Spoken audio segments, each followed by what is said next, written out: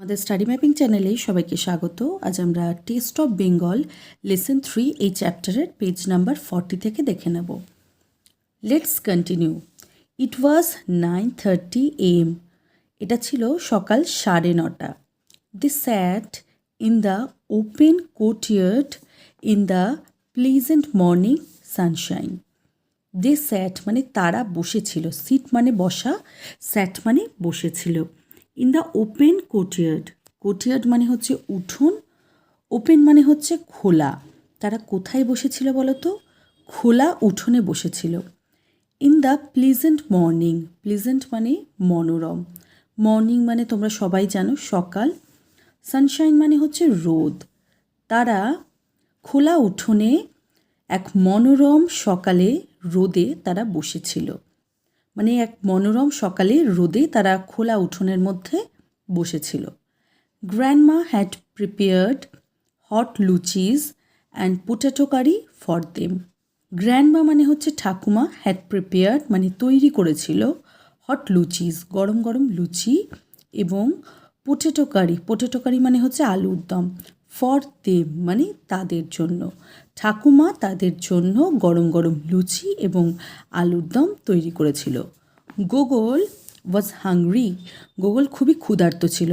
Hungry মানে ক্ষুধার্ত, মানে গোগলের খুব খিদে পেয়েছিল।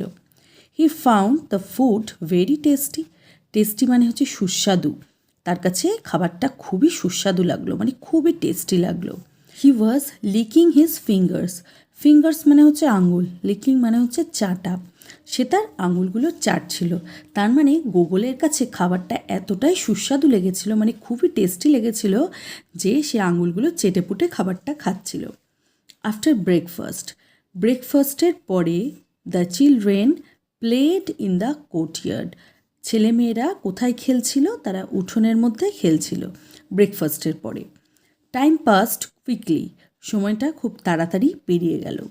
ইট ওয়াজ সুন 12 ইন দ্য আফটারনুন, খুব তাড়াতাড়ি দুপুর 12টা হয়ে গেল। ইট ওয়াজ সুন, সুন মানে হচ্ছে তাড়াতাড়ি। তোমরা লিখে নাও, দেখো আমি মানেগুলো কিন্তু নিচে নিচে লিখে দিয়েছি, আবার কিছু মানে তোমাদের মুখেও বলে দিচ্ছি, তোমরা সেগুলো লিখে নাও।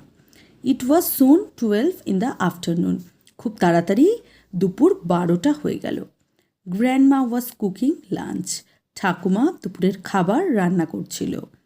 Gauri told her that Gogol did not like Bengali food. Gauri told her, Gauri তাকে বলেছিল। এখানে তাকে বলতে কাকে বোঝানো হয়েছে বলো তো?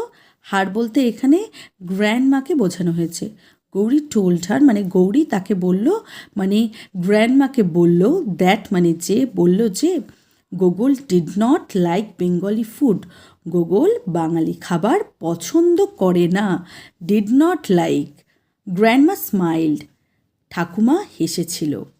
হি took all of them into the kitchen, take মানে নেওয়া, টুক মানে নিয়ে গেছিল। সে তাদের প্রত্যেককে, টুক অল অফ দেম মানে তাদের প্রত্যেককে, ইন্টু দ্য কিচেন কোথায় নিয়ে গেছিল? Took all of them into the kitchen, রান্নাঘরে নিয়ে গেছিল। Gogol could see now the actual process of Bengali cooking, এখন গোগল দেখলো যে the actual process of Bengali cooking মানে বাঙালি রান্নার আসল পদ্ধতি, মানে বাঙালি রান্না কেমন করে করে সেটা সে দেখলো। He felt a new interest in Bengali food, সে অনুভব করলো, ফিল মানে অনুভব করা, ফেল্ট মানে অনুভব করলো, সে অনুভব করলো আর নিউ ইন্টারেস্ট একটা নতুন আগ্রহ, ইন বেঙ্গলি ফুড মানে বাঙালি খাবারের প্রতি একটা নতুন আগ্রহ সে অনুভব করলো।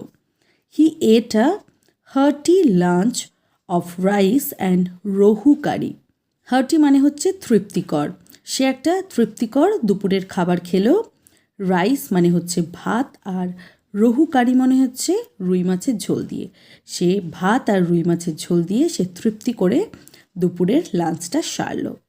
দেন there were rasgullas and sweet curd, তারপরে ছিল rasgulla and sweet curd, sweet মানে আমরা জানি মিষ্টি, কার্ড মানে দই, তার মানে সুইট কার্ড হয়ে গেল মিষ্টি দই।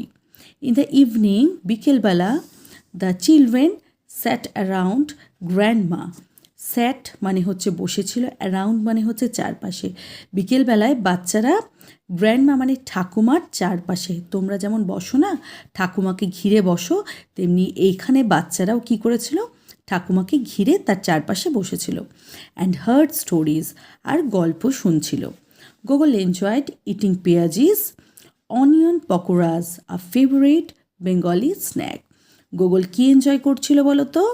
ইটিং পেঁয়াজিস মানে পেঁয়াজি খাচ্ছে, পেঁয়াজিটাকে খুব এনজয় করছিল। পেঁয়াজিস কি বলো তো? অনিয়ন পকোড়াস মানে পেঁয়াজের তৈরি এক ধরনের পকোড়াকে বলা হয় পেঁয়াজি। সেটা হচ্ছে আ ফেভারিট বেঙ্গলি স্ন্যাক্স মানে একটা বাঙালি জলখাবার, একটা খুব প্রিয় বাঙালি জলখাবার। স্ন্যাক্স মানে কি বলো তো? স্ন্যাক্স মানে হচ্ছে হালকা খাবার। বিকেলবেলা তোমরা যে হালকা খাবার খাও সেটাকেই বলা হচ্ছে স্ন্যাক্স। গুগল সেটা খুব এনজয় করছিল।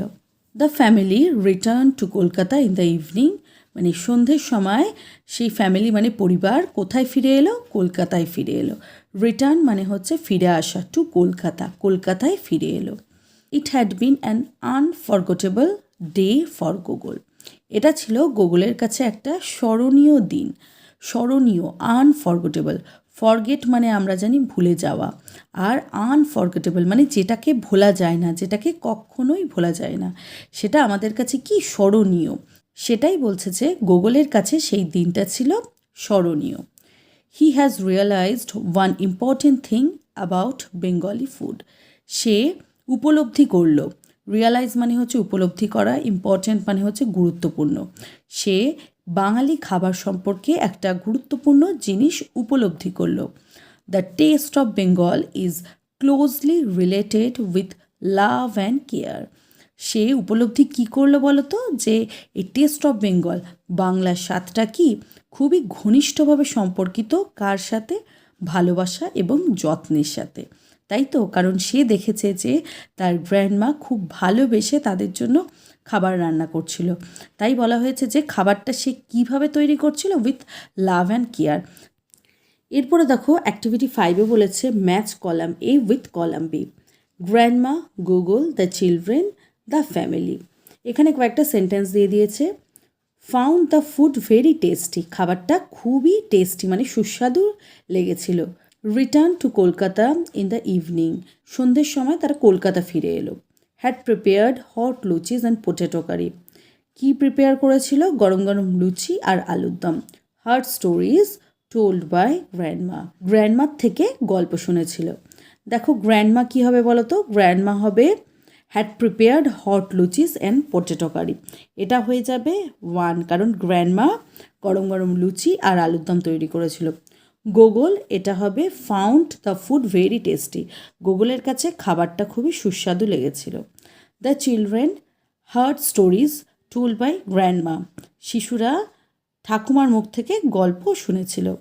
The family return to Kolkata in the evening, পরিবার সন্ধেবেলায় কলকাতা ফিরে এসেছিল। এটা হবে 4। Activity 6, question number A, what did the children do after having breakfast. সকালের খাবার খেয়ে শিশুরা কি করেছিল?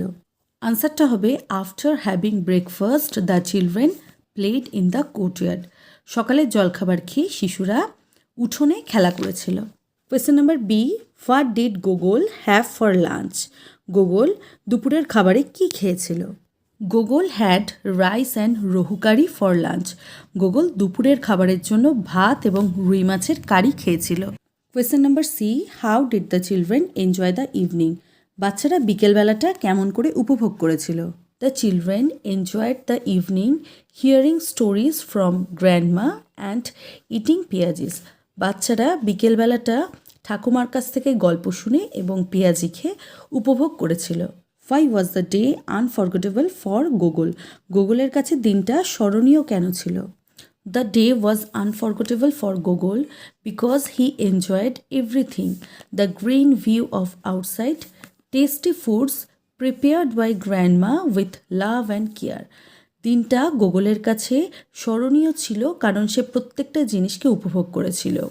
বাইরের সবুজ দৃশ্য এবং সুস্বাদু খাবার যেটা তার গ্র্যান্ডমা বানিয়েছিল ভালোবাসা এবং যত্নের সাথে।